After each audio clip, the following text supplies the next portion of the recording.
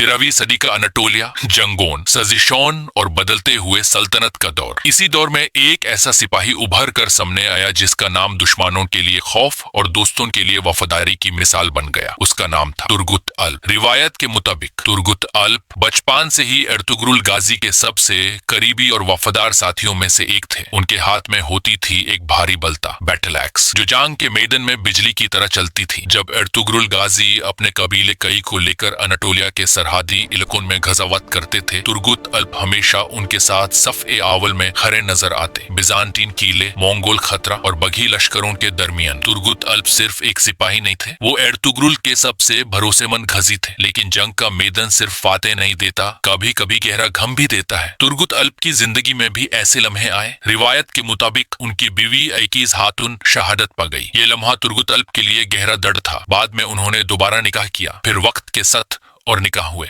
कुछ रिवायतों में जिक्र मिलता है कि तुर्गुत अल्प की 4 बीवियां थी, लेकिन तकदीर का फैसला सख्त था। उनमें से कोई भी ज्यादा अरसा जिंदा न रह सकी। हर दफा जिंदगी ने उनसे कुछ छीन लिया, लेकिन एक चीज कभी नहीं छीन सकी, उनकी वफादारी। एर्तुगरुल गाजी के साथी सिर्फ सिपाही नहीं थे, वो भाई थे। उनमें से एक नाम था बमसी अल्प। जब बमसी की शहादत हुई तो पूरे कबीले पर गम का साया छा गया। और फिर वो दिन भी आया जो कई कबीले के लिए सबसे बड़ा इम्तिहान था। एर्तुगरुल गाजी का इंतकाल। एक दौर खत्म हो चुका था, लेकिन उस वक्त एक नया रहनुमा उभार रहा था, ओस्मान गाजी। जब ओस्मान ने अपने वालिद के बाद कबीले की क़ियादत संभाली और एक नई रियासत की बुनियाद रखी, तुर्गुत अल्प फिर उनके साथ खड़े नजर आए। उन्होंने बिजांतीन किलों के खिलाफ जंगों में अहम किरदार अदा किया। रिवायत के मुताबिक इनेगोल और उसके गिर्द और नवाही के इलाकों की फुतूहत में भी तुर्गुत अल्प का नाम लिया जाता है। वक्त गुजरता गया, जंगें होती रही और छोटा सा कबीला धीरे धीरे एक उभरती हुई रियासत बनने लगा। फिर ओस्मान गाजी का दौर भी खत्म हुआ और ताज आया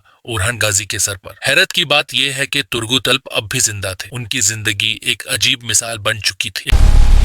एक वफादार गाजी जो 3 दौर देख गया। एर्तुगरुल गाजी, ओस्मान गाजी और ओरहान गाजी। रिवायत के मुताबिक तुर्गुत अल्प ने तकरीबन 125 साल तक जिंदगी गुजारी। आखिरकार उनकी वाफत इनेगुल के इलाके में हुई। आज भी तुर्की में उनका मकबरा मौजूद है, जहां लोग इस वफादार गजी को याद करते हैं। तुर्गुत अल्प की कहानी सिर्फ जंग की कहानी नहीं, ये कहानी है वफादारी की, सब्र की और उस आज़म की जो एक छोटे कबीले को एक उभरती हुई सल्तनत बनते हुए देख रहा था। और जब भी ऑटोमन तारीख का जिक्र होता है, एर्तुगरुल का नाम इज्जत से लिया जाता है, ओस्मान का नाम फख्र से लिया जाता है और उनके साथ एक और नाम सड़ा के लिए जिंदा है, तुर्गुत अल्प।